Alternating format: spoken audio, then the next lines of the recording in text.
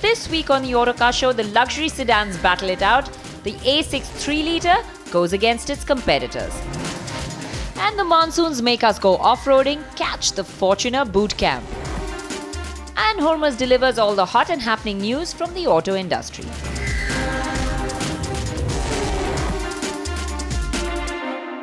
Hello and welcome to the Autocar Show. Now, a couple of weeks ago, we tested the Audi A6. We were pretty impressed with it. We thought it was going to shake up the segment. Well, how better to find out than put it against its competitors? Now, with its sporty and young attitude, Audi's come in with a punchy 3-litre diesel motor. And we're going to pit it against the obvious two, the E350 CDI and the BMW 530d. Now, will this Audi really be able to set new benchmarks in the segments like we thought it would? Well, we're going to find out.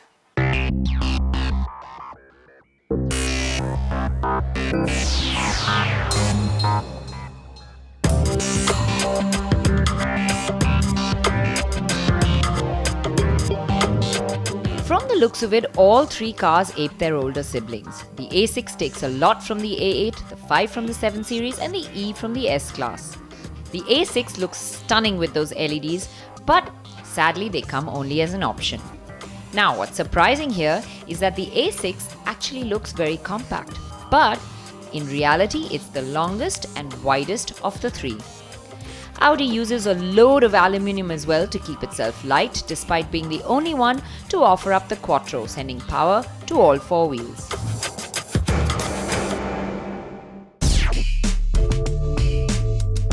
On the inside, the Merc looks too traditional and staid when compared to the other two.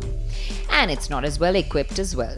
There's no reverse camera, no sat-nav, and the command system operates only the audio and Bluetooth functions. But there's no faulting the build quality inside the Merc, and the cabin also gives you a very spacious feel. The BMW keeps things minimalistic. There are fewer buttons and it's the iDrive that operates most of the functions. In fact, you get a whole range of information from service to entertainment on the BMW infotainment system. It's well equipped and offers up a few tricks like the heads-up display as well. The BMW cabin almost tells you to cut the clutter and concentrate on the drive.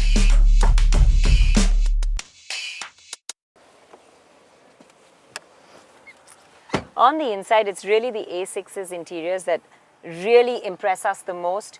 Everything feels rich, it feels luxury, top quality, well engineered, and there's loads of gadgets and gizmos as well. The attention to detail on the inside of the A6 is amazing, be it the wood grain, the texture on the dashboard, or the grain on the leather of the seats. Everything feels just top-notch. Even things like the resolution on the graphics of the MMI are way ahead of the rest.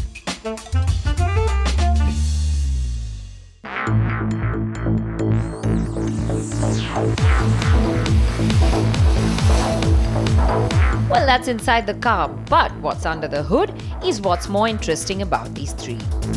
All of them are top-end diesels that offer up delicious performance without burning a gaping hole in your wallet.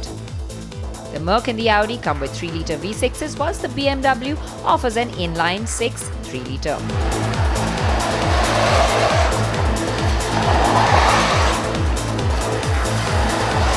Power and torque figures of all three are pretty close.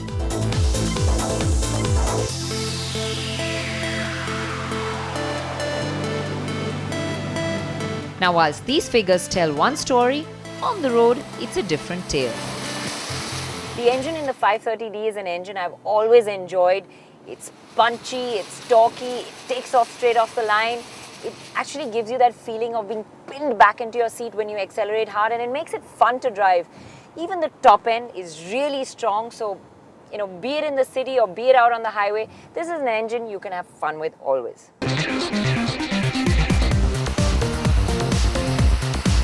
BMW gearbox adds to the excitement and makes most of the engine's power. It seems to sense when you want to upshift or downshift, and it's quick to react. The Merc's gearbox, on the other hand, is a little too refined, preferring to shift smoothly instead of quickly. However, its throttle responds well and the car does have grunt, but the difference between the performance of the Merc and the BMW is almost like one is 18 and the other one 40. It's not to say that the Merc is slow, it just does everything more linear, more refined, like one does with the experience of age. Whilst the BMW rushes around like an energetic teen. The downside to the BMW is that push it hard and it gets quite noisy. This is where the Audi really comes in. It puts its best foot forward where refinement is concerned. It's incredibly smooth and has a thick slug of torque, ensuring that this engine never feels strained, making everything look really easy. The Audi's engine is really a delight to drive. It's not only smooth and refined, but it's put your foot down on the accelerator and those 3-digit numbers come up just like that. That's what makes it so much fun. It's not got that feeling of the BMW where it pins you back into your seat, but still, it's so bloody quick. The torque ensures that by 2000 RPM, the A6 does just about everything. For an urgent overtake, you don't even need to go beyond 3000 RPM, which leaves you thinking, why did they bother with the rest of the rev counter? It's just such effortless performance delivered in a linear, smooth manner that leaves you very, very impressed with the A6. The gearbox works well too, hesitating only when you absolutely floor the pedal. Adding to Audi's excitement factor is the Quattro system, which allows you to confidently use all the power this engine offers up.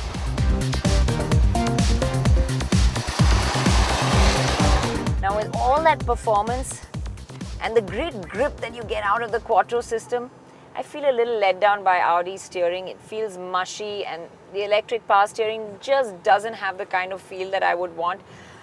I wish it had a little bit more of feedback. It would actually make the drive so much more fun because it has everything else that it needs.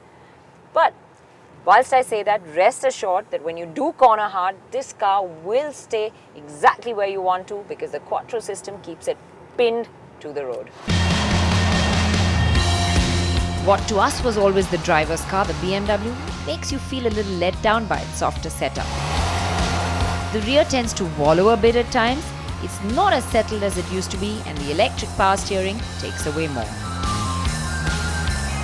Now the BM steering is quite sharp and actually points the car where you want it to go. But once you get off center and you keep turning in, it just doesn't feel consistent. It doesn't quite have the fight back and that well-weighted feel that the earlier steering had, which gave you the confidence to throw the car around corners. That's lacking in this one.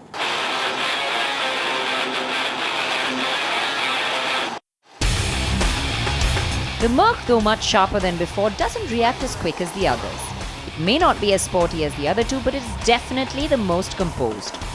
Whilst the steering is slow to react, it has a wonderful, consistent feel that allows you to feel confident at any speed.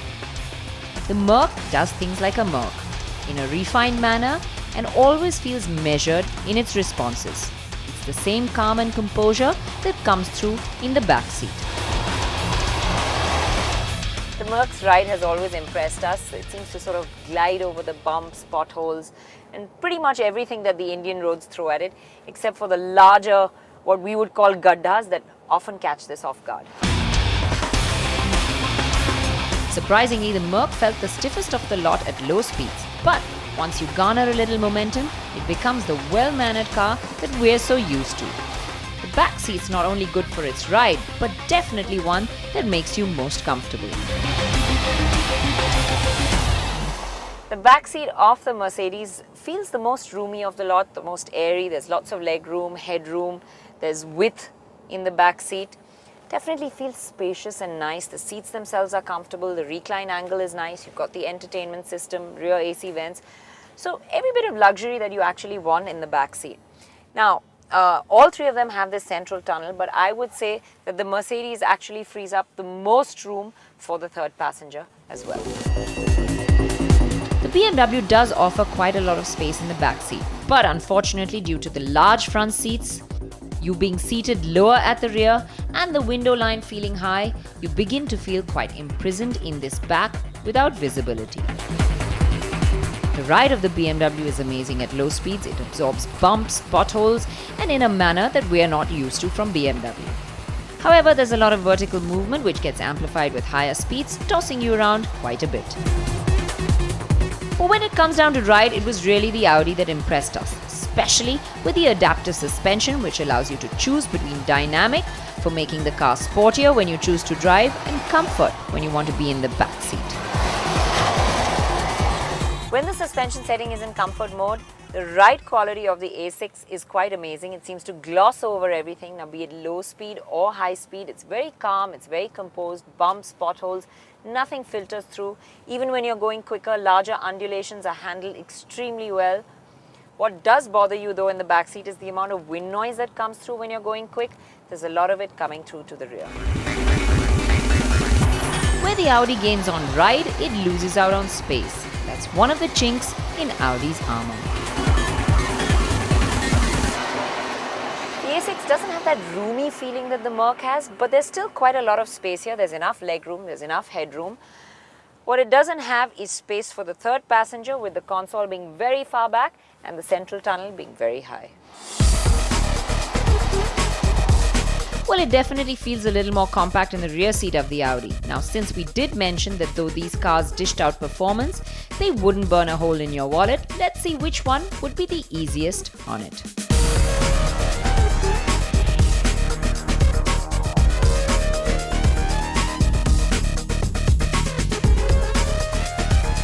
Well, it's the Audi that comes out the most efficient and by quite a margin, giving it one more tick in the box.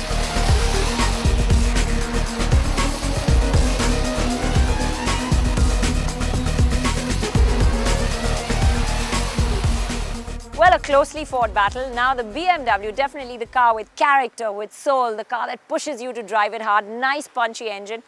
But BMW has softened the edges to this car way too much, which has made it lose that mantle of being out and out the driver's car that we really like. Plus the back seat is low, window line is high, front seat's too large, leaves you feeling very claustrophobic in here.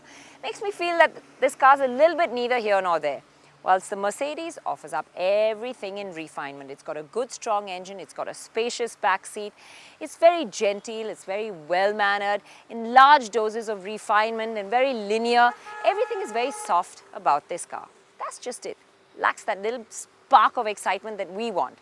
Well, the A6 offers up that spark of excitement, definitely with its very strong punchy engine that we've really had great fun driving. The Quattro helps you grip the road when you're pushing that car hard, and with the handling you also have ride quality, which is a great compromise to have together.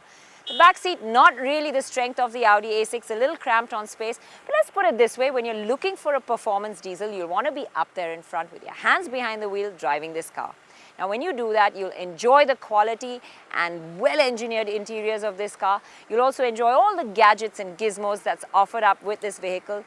So to put it into perspective, when we're looking at a car that has performance, that's well-engineered, and it gives you refinement as well as luxury, well, definitely the Audi A6 that becomes our pick of the bunch.